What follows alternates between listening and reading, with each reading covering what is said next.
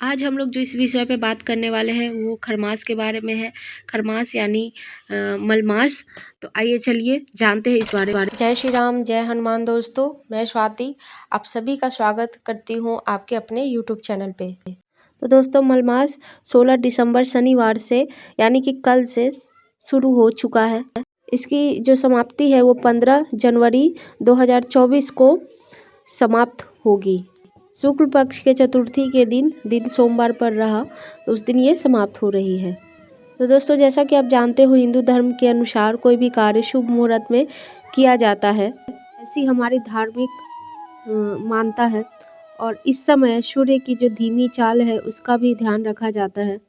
इसीलिए इस मलमास को मांगलिक कार्यों के लिए शुभ नहीं माना गया है। ये खरमास या मलमास जो भी है, दोनों ये जो खरमास दोनों को एक ही माना जाता है। ठीक है, तो खरमास जो है साल में 2 बार पड़ते हैं। एक जब ये सूर्य जो है धनु राशि में प्रवेश करते हैं और दूसरा जब सूर्यदेव मीन राशि में प्रवेश करते हैं।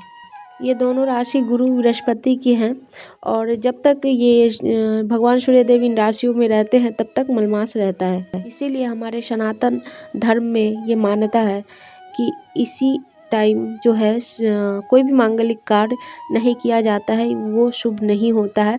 जैसे बड़े मंगल कार्य हैं वो तो बिल्कुल ही नहीं किया जाता है, जैसे कि शादी हो गया, गृह प्रवेश हो गया, किसी का मुंडन हो गया।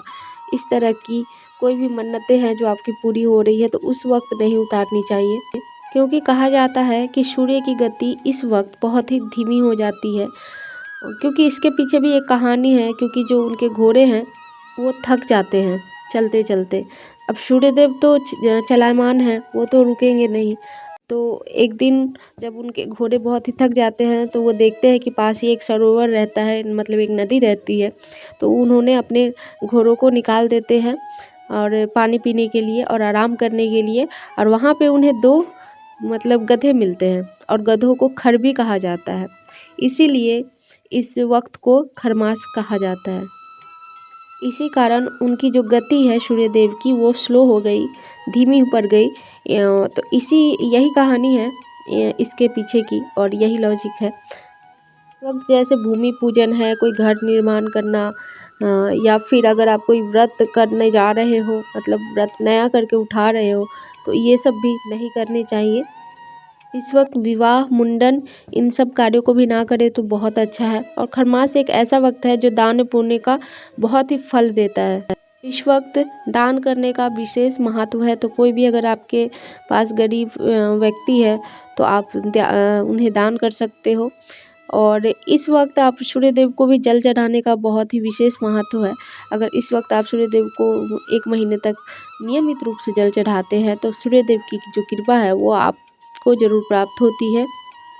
सूर्योदय से पहले आपको स्नान करके फिर सूर्यदेव को जल देना है। और सूर्यदेव को जो जल दे रहे हैं उस तांबे के लोटे में आपने गुड़हल का एक फूल और उसमें 1 चुटकी जो चंदन है वो डालकर आपने जल दे देना है।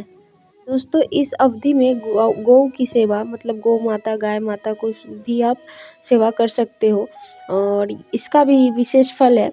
तो इस अवधि में आप उन्हें गुड़ खिला सकते हैं, गौ माता को हरी हरी घासें खिला सकते हैं। तो इसका भी आपको फल मिलेगा। आपकी जो इच्छा है, जो भी कामना है, गौ माता पूरी करेंगी। वैसे तो अभी गाय सब जगह मिल जाती है आपको। आपके घर के आसपास अगर आप खुद नहीं पालते हैं तो भी आपको कहीं ना कहीं गाय मिल जाएंगी। तो आप फिर ये कर सकते हो कि वहाँ पे जाकर आप उन्हें गुड़ खिला सकते हो, घास खिला सकते हो। लेकिन अगर ये संभव नहीं है, अगर आपके आसपास ही इस तरह का कुछ, तो आप एक काम कर सकते हैं कि एक गौ माता की जो तस्वीर है या फिर एक मूर्ति है लाकर अपने घर में स्थापित कर सकते हैं और उसको आप नियमित रूप से 1 महीने तक आप उसको गुड़ खिलाएं। ठीक है, मतलब गुड़ का प्रसाद चढ़ाएं और वहाँ पे पूजा करें। इसको करने से भी भगवान कृष्ण आप पे प्रसन्न होते हैं और आपकी सभी इच्छाओं को पूर्ण करते हैं, आपके दुख दर्द कष्ट सभी दूर करते हैं।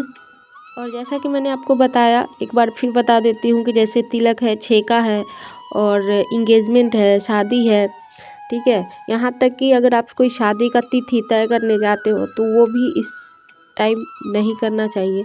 तो इन सब बातों का आप विशेष ध्यान रखें। इस सब का विशेष महत्व है। ये पूरे 1 महीने आपको ये सब कुछ नहीं करना है। कोई भी शुभ कार्य, कोई भी मांगलिक कार्य नहीं करने हैं। दोस्तों इस दौरान भगवान विष्णु की जो पूजा करना आपको विशेष महत्व देता है। और भगवान विष्णु की अगर आप पूजा करते हो, उनके सामने प्रार्थना करते हो, तो माँ लक्ष्मी भी आप पे प्रसन्न होती हैं और वो आपके घर पे आकर खुद विराजमान होती हैं। तो इस वक्त आप विष्णु भगवान की पूजा अवश्य करें। इस वक्त आप विष्णु जो सहस्त्र नाम का पाठ आप कर सकते हो, या फिर आदित्य जो नाम का पाठ है वो कर सकते हैं। इसको करने से भी भगवान बहुत प्रसन्न होते हैं। तो आप इस समय आदित्य हृदय स्रोत का पाठ और तुलसी माता की पूजा जरूर करें। अगर आपके घर में तुलसी माता है तो शाम सुबह वहाँ पे घी का दीपक जलाएं और घी का दीपक जलाकर वहाँ पे आप उनकी पूजा करें। इससे भी भगवान विष्णु प्रसन्न होते हैं। साथियों इस बार मकर संक्रांति के दिन होगा ये जो मलमास है उसका समापन, और उस दिन धनु राशि से निकलकर सूर्यदेव मकर राशि में करेंगे प्रवेश। दोस्तों जो खरमास है उसका जो समापन है वो आपको इस बार मकर संक्रांति के 2-2:30 बजे रात को होगा।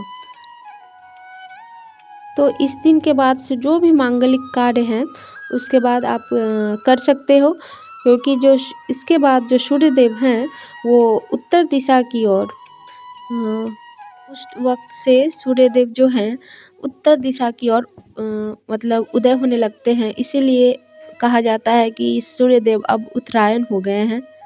तो इसीलिए सूर्यदेव के इस राशि परिवर्तन को उत्तरायण या फिर मकर संक्रांति के नाम से भी जाना जाता है। तो ये थी खरमास के बारे में यानी कि मलमास के बारे में संपूर्ण जानकारी।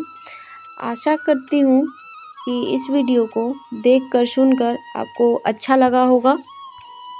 अगर वीडियो आपको अच्छी लगी हो तो इस वीडियो को ज़्यादा से ज़्यादा लाइक करें, और इस चैनल पे अगर आप अभी तक नए हैं तो चैनल को सब्सक्राइब करके बेल आइकन प्रेस कर ले, जिससे जब भी हमारी इस तरह की कोई भी वीडियो आए तो वो सबसे पहले आप तक पहुँचे और आप इसका फल पा सकें।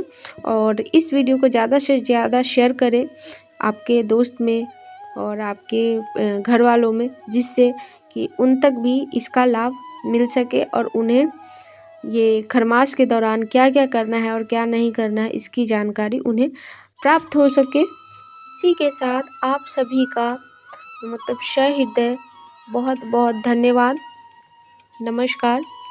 और मिलती हूँ नेक्स्ट वीडियो में कुछ नया लेकर। तब तक के लिए अपना ख्याल रखें और हनुमान जी की भक्ति और राम जी की भक्ति जरूर करें।